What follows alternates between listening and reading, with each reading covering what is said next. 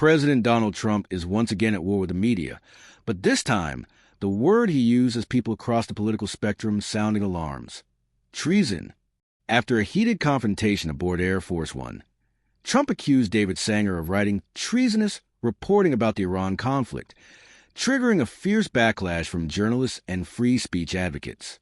Do not forget to subscribe, like, and share for more updates. Thanks. And honestly, this story is bigger than just Trump versus the media. It raises a much deeper question. When does criticism of government become unpatriotic in the eyes of political leaders? And what happens when the president starts using words usually reserved for spies and enemies of the state against reporters? So here's what happened.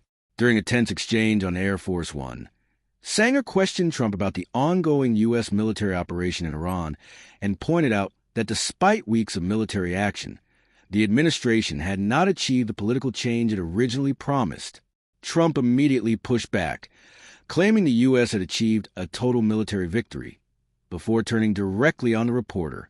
According to multiple verified reports, Trump called Sanger fake, accused outlets like the New York Times and CNN of refusing to report the truth, and said the coverage was sort of treasonous. Do not forget to subscribe, like, and share for more updates. Thanks. Now pause for a second, because this is where the story becomes explosive. Treason is not just some random insult in American politics. Under the U.S. Constitution, treason is one of the most serious crimes imaginable. Historically, it refers to aiding enemies of the United States or waging war against the country. So when a sitting president throws that word at journalists asking questions, critics say it changes the temperature completely. And that's exactly why Sanger's response is now going viral. Appearing later on CNN with Caitlin Collins, Sanger calmly fired back with a line that instantly spread across social media. Reporting is not treason. He argued that the role of journalists is to question power, especially during war, and warned that labeling journalism as treason is an attempt to intimidate news organizations into silence. That quote right there may become one of the defining media moments of this political era. Because whether you love Trump or hate him, there's a reason this story is getting attention far beyond partisan circles. America has a long history of presidents clashing with reporters, from Richard Nixon to Barack Obama to Trump himself during his first term. But accusing journalists of treason during coverage of an active military conflict hits differently. And this isn't happening in isolation. Recent reports suggest the administration has also pushed for aggressive leak investigations tied to Iran war coverage, with the Justice Department reportedly issuing subpoenas connected to national security reporting.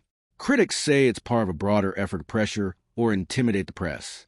Supporters of the administration argue that leaking sensitive wartime information can genuinely endanger national security and deserves investigation. That's the divide right now. Trump supporters hear this and say, the media has spent years twisting his words and undermining military operations. They believe hostile reporting damages public trust and gives adversaries propaganda victories. Trump critics hear something completely different. They hear a president blurring the line between dissent and disloyalty. And to them, that's dangerous territory in a democracy. Personally, I think this controversy reveals something important about modern politics. Trust has completely collapsed. Large parts of the public no longer trust the media. Another large part no longer trusts political leaders.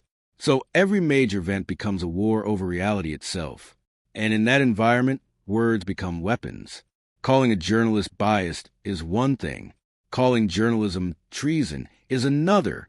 Once political disagreement starts being framed as betrayal of the country, the stakes escalate fast. What also stood out to me was how calm Sanger's response was.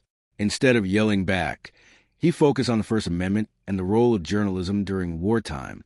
Meanwhile, figures across media circles, including CNN anchor Jake Tapper, warned that accusing reporters of treason could put journalists at risk in an already hostile climate. And here's the irony that many people online pointed out. Trump himself built much of his political identity criticizing U.S. wars in places like Iraq and Afghanistan, criticism that was often amplified through aggressive reporting from the very media organizations he now attacks. So the question becomes, is critical reporting patriotic accountability or sabotage during wartime? That debate isn't ending anytime soon. But one thing is certain. This clash between Trump and the press is no longer just political theater.